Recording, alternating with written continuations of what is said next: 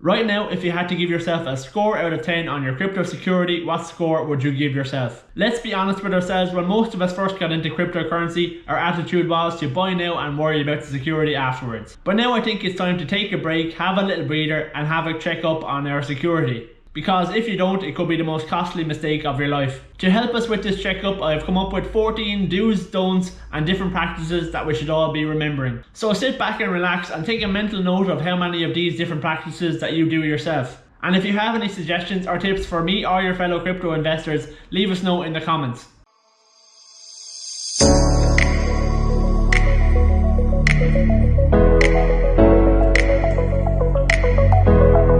Let's get straight into the list. Some of these may seem like no-brainers, but it's always the simple ones that we forget. Number 1 on the list is two-factor authentication. Every wallet that is not terrible will offer you two-factor authentication. So this is before you actually log into your wallet, you will have to go through an extra step to actually verify that it is you. This is either done by sending a verification code by SMS to your phone, or an email address, or else using the Google Authenticator app. It's important to note that there is a massive difference between using an SMS two-factor authentication than using the Google Authenticator.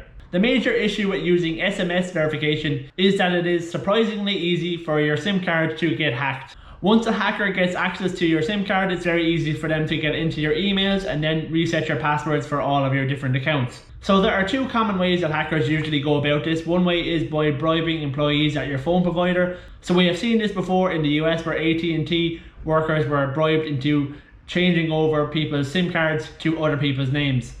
Another way they can do this is by ringing up your phone provider, pretending to be you and switching over your SIM card that way. For this reason, Google Authenticator is far better, as they would need to physically have your phone in order to generate the code to access your accounts. Number 2 on the list are YubiKeys. YubiKeys are another type of two-factor authentication, but they go a little bit further again than having the Google Authenticator app. You instead authenticate with this little key, which you plug into your laptop or tap off your phone.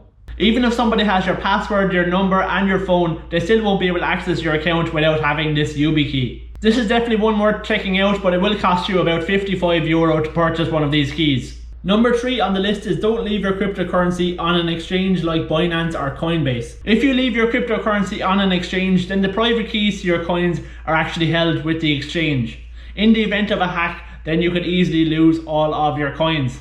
Of course, it's okay to have your coins on an exchange if you're doing a bit of trading from day to day, but if you are holding crypto on that exchange that you plan on holding long term, it's better to get it out of there and get it into a safe wallet. The reason for this is exchanges will always have large targets on their back, and they will always be open to very highly sophisticated and malicious attacks. Like, if you think about it, if you were a hacker, would you prefer to go and get my cryptocurrency or all the cryptocurrency held on an exchange? These exchanges are not cybersecurity companies, and they are learning as they go along. As we've seen over the last few years, billions and billions has been stolen from exchanges. So it's best that you try and avoid getting caught up in one of these scandals. Number 4, what kind of wallet do you use? So in terms of storage, you have two different choices. You can go with a hot wallet like Trust Wallet, which is an app that sits on your phone, or else you can go with cold storage wallets, which offer the highest level of security like a Ledger Nano and a Trezor. The beauty of these cold storage wallets is you're keeping your cryptocurrency completely offline. Because it's fully offline, not connected to the internet in any way, it makes it almost impossible for hackers to get access to them. But this area is also not short of its scandals. So as we saw last year with Ledger Nano had a major hack with a third party that they used to actually deliver their Ledger Nanos to their customers.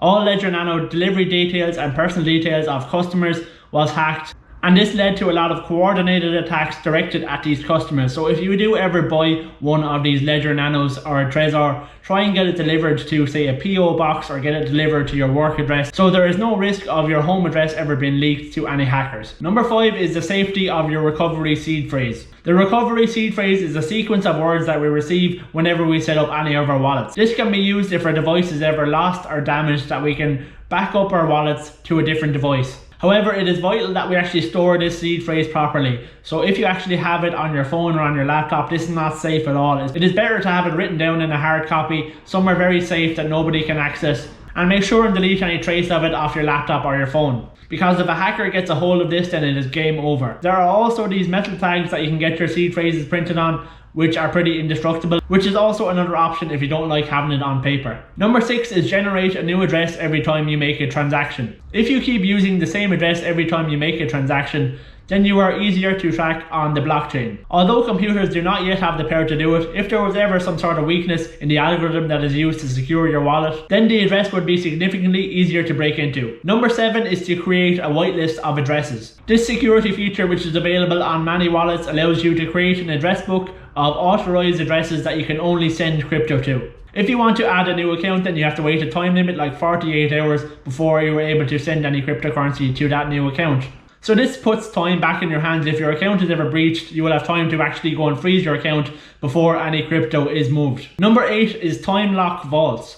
A vault can receive cryptocurrency like a normal wallet, but it prevents any immediate withdrawals of cryptocurrency from the wallet without having prior approval. So this again puts time in your hands if your account was ever breached, that you can go in there and freeze anything that has not been done by you. The next few tips are pretty much just common sense ones that we should be all doing. Put antivirus protection on your laptop and your mobile devices. It is relatively inexpensive to get an annual subscription to something like McAfee, and this way you can do regular scans for the likes of malware and spyware on your devices. I'm after losing count, but I think we're on to number 10 now. For the love of God, please don't use the same password for everything. It's very bad if you're using the same password for your social media, your email and your crypto wallets. Your password should be very unique and not associated to you in any way, so not your children's names or not your pets' names.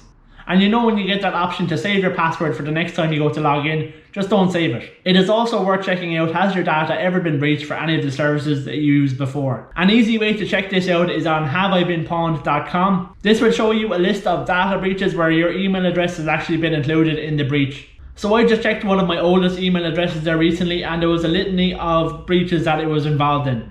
Number 12, be very careful with all the different plugins that you use on your browser, as they can be used as gateways to get access to different types of information on your laptop. Number 13, bookmark all the common sites that you use on a regular basis. Another common tactic of hackers is to make a clone website where they hope you will go on and try and log in with your usual details, and then they have those details and now they have access to your real account. And number 14, don't use public Wi-Fi or charge your phone in a public place. Some of these chargers in public places will actually have computers behind them, and they'll be able to clone your phone and then sell all your passwords on the dark web to some hackers. Thank you for sticking with me through those 14 tips. How do you feel now? Do you still feel that you would give yourself the same score as you would at the start of the video? Leave me know in the comments if your score has changed after listening to those tips. That's pretty much all I have for you in today's video, so make sure and stay safe out there. And if you found this video useful, I would really appreciate it if you liked the video and subscribe to my channel for more content like this.